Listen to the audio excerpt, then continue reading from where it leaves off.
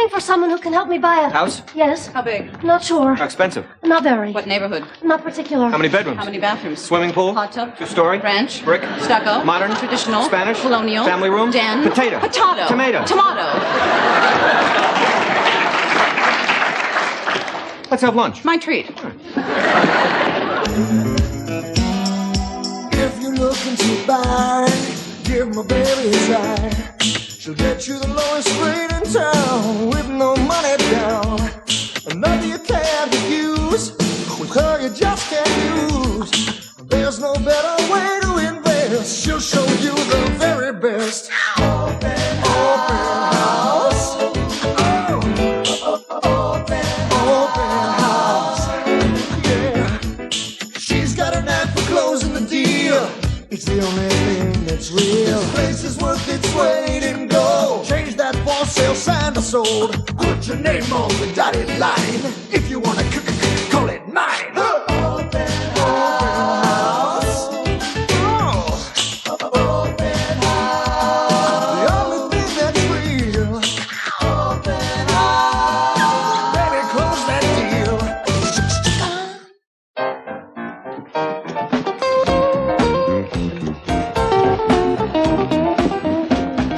Morning, Margot. Good morning, sir. You're not Margot. And I thank God for that every day. It's after 10. What half-baked, trumped-up, cockamamie excuse does she have this time? Sir, our best friend Boris the cat died. Oh. Well, in that case, don't tell anybody I was mean. Linda, did you hear the sad news about Margot? The beloved cat died. Oh, well, I'm not surprised. It was only a matter of time until the cat took its own life. What are you saying, the cat committed suicide? Sir, if you lived your life locked in Margot's house, seeing nobody but Margot, with no hope of that ever changing, what would you do? I hope he went quickly. Laura, did you hear about Margot's... The animal kingdom has lost a member of its beloved community. How can we concern ourselves with the petty business of making money when a cherished feline has uttered his last meow? She heard. Good morning, everyone. Sorry I'm late, but I stopped off to pick up donuts. There's nothing like a wad of dough deep fried in lard to start out the day. Margot, we're sorry to hear the news about your cat. Sure you feel up to working today? I'm fine, sir. As a matter of fact, I'm in very high spirits. Interesting cover, pretending to be insane.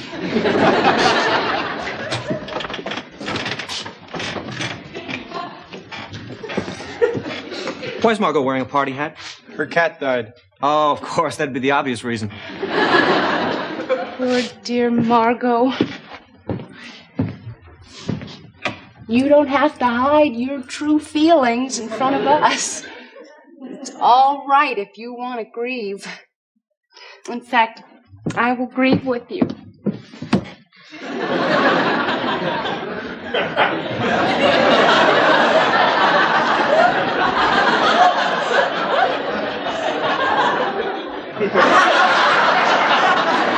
Oh, Laura, come on. It's obvious that Margot's not upset. The question is, why is she wearing that hat? In my family, when someone dies, we celebrate. And with good reason. You see, great-grandfather Covey was a Buddhist. He believed that death was merely another step along the road to ultimate peace and enlightenment. He passed along his beliefs to the entire family. He also passed along 3 different strains of syphilis. Margot, as attractive as that hat is, I feel that it may scare away the clients. You know, when someone in my family dies, everyone falls apart. How surprising. When someone in my family dies, everyone calls up our lawyer to find out if they inherited anything. The only time I saw a real grieving was when the lawyer died.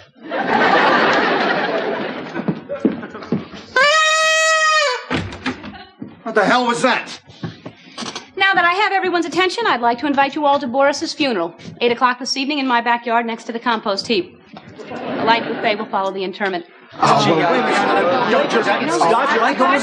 see. You all think you're too good to go to a cat's funeral. That's it, isn't it? Oh, no. No, he was taking me to the lake. Hey, forget it. There'll be that much more room for those who really care about me and Boris.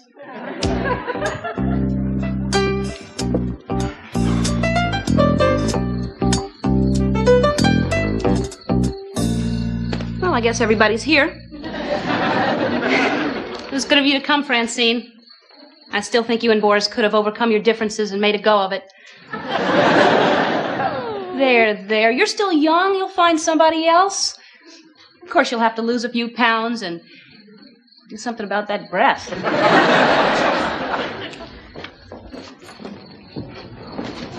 Well. Look who decided to show up after all. Well, we would have been here sooner, but we had to chase Linda for 3 blocks and throw her into the car. But now that we're here, nice grave. You one of the guests or the minister? That's Francine. She and Boris had a little fling last Easter. Well, my condolences on your loss. Francine, don't forget your nightgown. It's still in Boris's room.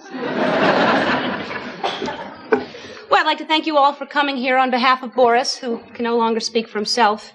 He was a cat. Wasn't able to speak for himself when he was alive. What was that, Ted? No, I was just saying how I wish I'd gotten to know him better when he was alive. Okay. Who would like to speak first about Boris? How about you, Mr. McSwain? I beg your pardon? You know, a eulogy. Margot, I never knew Boris. Are you saying you won't do it? You saying you'd refuse the wish of a bereaved woman?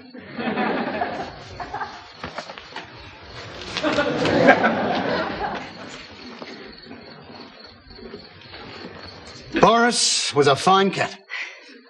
He was a hell of a tabby. Excuse me, but he was a calico. A hell of a calico. He was always there when you needed him. Excuse me, but he was completely self-involved. Even though he was self-involved, he was fun to be around. Excuse me, but he had a sour disposition. Sour but engaging. Shut up, Margot. All right, Nichols, you're up next.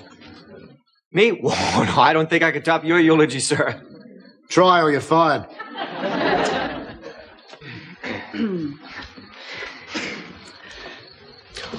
When I was a kid, I wanted a pet more than anything.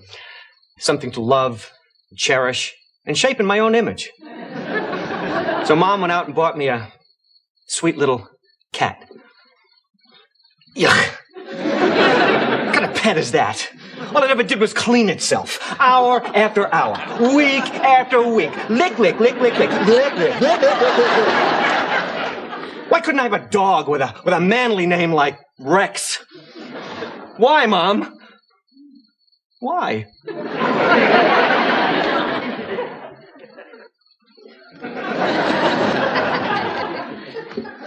Well, thank you for sharing that, Ted.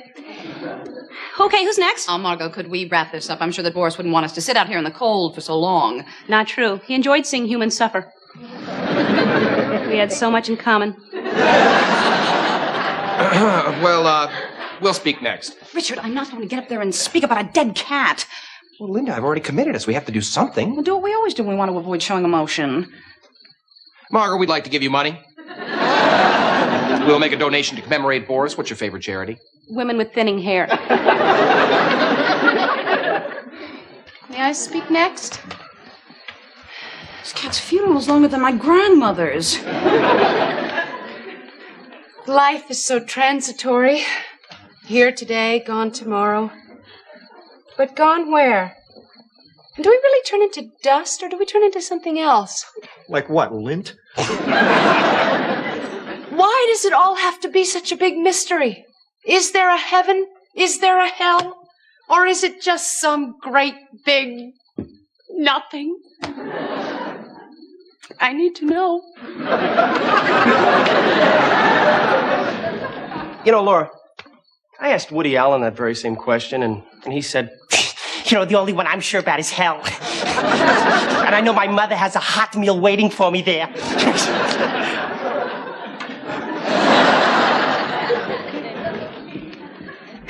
Well, now I think everyone said something except me. Boris Arthur Van Meter. You shared my life for 10 years. I'll never forget the first time I saw you at the animal shelter. I reached out to pet you. You sprayed me. It was love at first sight.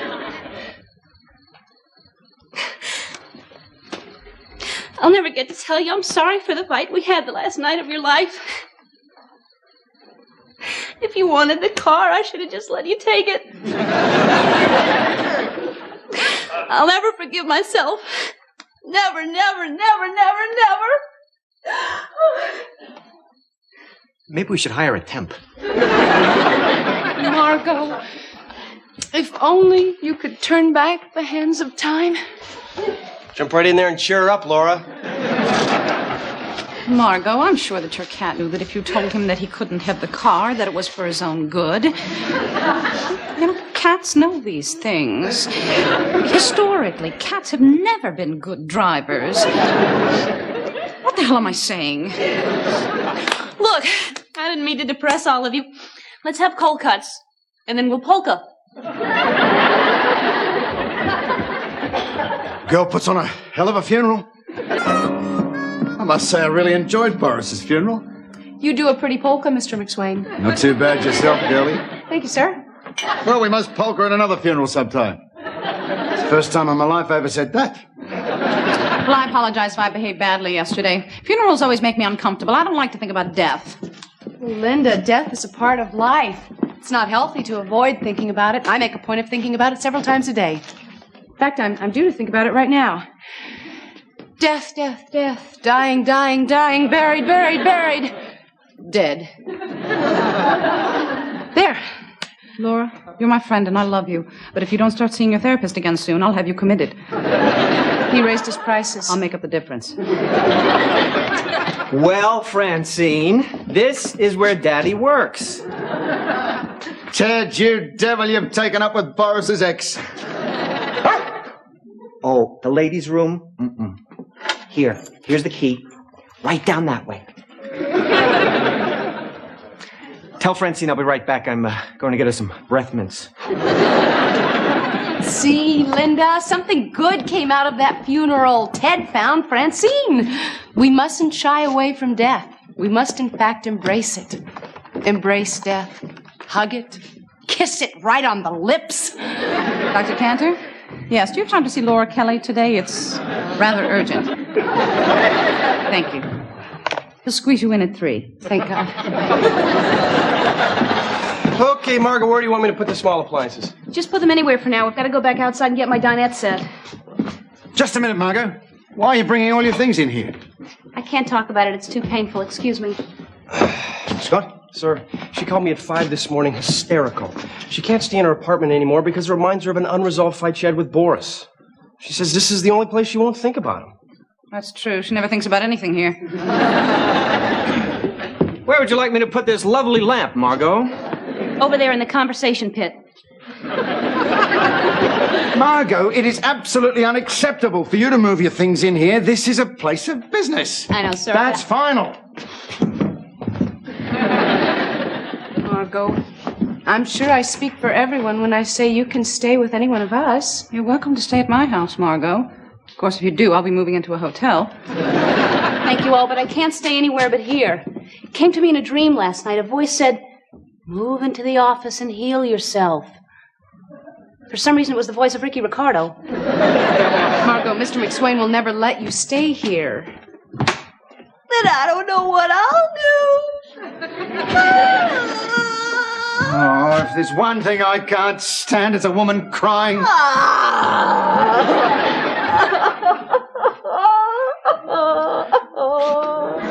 Oh, for God's sake, woman, you can stay here temporarily if you just stop crying. Thank you, sir. You're so good to me. Margot, where do you want your nightlight?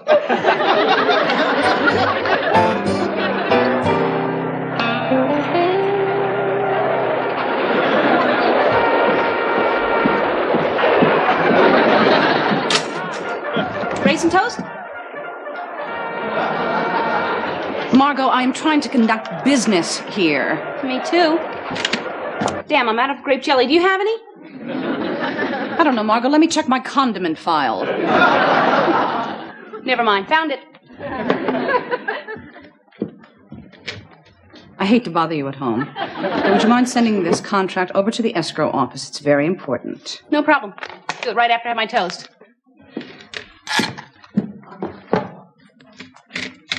Oopsie. How important was Clause 12? Oh, Margot. You have been living in this office for, 3.5 hours now, and I'd like to be the first one to say that it is not working out. Would you like to come into my breakfast nook and discuss it? Hey, Francine, you're a good kid, but is it really necessary to stop at every tree? Ted, I'm glad you're here. So am I. Any calls, Margot? How would she know? She's turned the phone into a planter. Is that raisin toast? Oh, could Francine and I have a slice to share? Oh, I don't know. If I were Francine, I'd start watching my weight. Well, look, now you've gone and hurt her feelings. Oh, I'm sorry. Even overweight Francine would have made Boris happy. He was so darn hung up on interspecies dating. Hey, don't you dare eat that rodent. I've got a big dinner planned. I had a pet once, too. But he died hating me. Oh, sit down, Margot. You need to calm down. Not there, that's for company.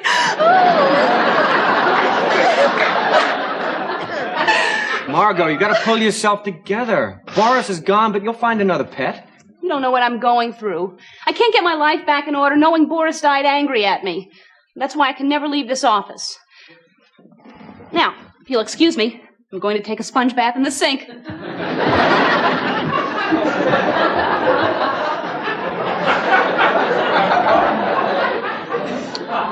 We've got to do something. Like what, bring Boris back from the dead? What do you think? Could it work? It's worth a try. Now all we need is someone who's good at doing voices. Hi, everybody.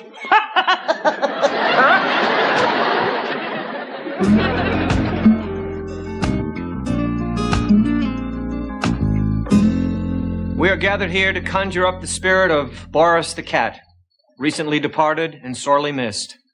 Boris, are you there? Will you speak to Margot? Big blonde mama. What? That's what Boris used to call me, Big blonde mama. Boris, big blonde mama on line 2.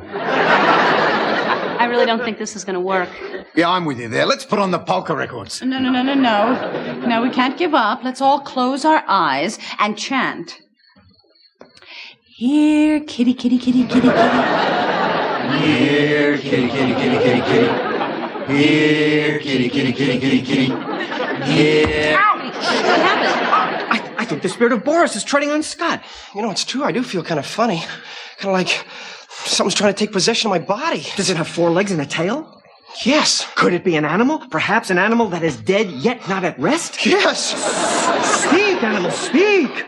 Hello, Wilbur. Where are you, Wilbur? Oh, there you are, on the Nickelodeon channel. What are you doing? You're supposed to be doing Boris. Why are you doing Mr. Ed? The bigger question is, why do I have this sudden craving for oats? It's not unusual to try to conjure up one spirit and another one jumps in. I remember I was at a seance once, and we were trying to reach my Aunt Florence, and instead, we got Hitler. Boy, can he clear out a room. Look, I really appreciate what you're trying to do here, but it's not working. I'm just going to go back to the office and lay linoleum. Meow. Boris? Yes, it's me over here. In Ted. Oh, now I'm allergic to cats, especially dead ones. Boris, you're back. I must pet you. Must you? You seem a little tense. Here, let me give you some friskies. No. I'm trying to cut down. In death, you retain water. No. Boris, isn't it about time we forgave Big Blonde Mama so that we can conclude this pleasant little gathering? Yes, it is. Big blonde mama, I forgive you. The fight meant nothing to me. Forget about it and move back home. Meow and good night. It's fine and dandy, but I need proof that you're really the spirit of Boris. Say something that Boris and no one else in the world would say. My darling, I love you. That's good, but I need more. You want more? I'll give you more. How could you think I would die being angry at you? We were best friends. I've never let a petty fight ruin what we had. Then why did you give me the cold shoulder the entire evening? I was dead! So you're not mad at me? No, I'm not mad at you. I idolize you. Kind of like the way Francine idolizes Ted. Of course, there's a lot to idolize there. He's intelligent, handsome, successful, and a hell of a guy. Why, a dog couldn't find a finer master than Ted Nichols. Can we get back to you and me, Boris? Oh, yeah, I'm sorry. My mind wanders since I was sucked through the tunnel of light. One thing I know is, throughout eternity, you will always be my big blonde mama.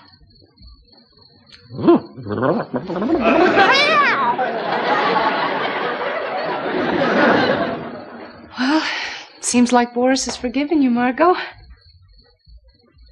I guess you're right. Bye-bye, Boris. I'll miss you. But I'm ready to let you go. Now, if I only knew where you hid my Flintstone vitamins. Under the rock by the plastic deer, meow.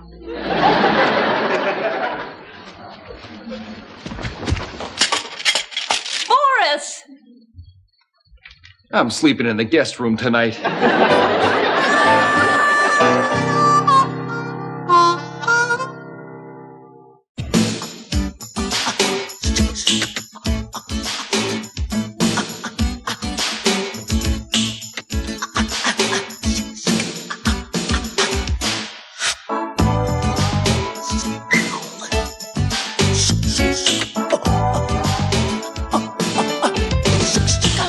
Sit, Ubu, sit. Good dog.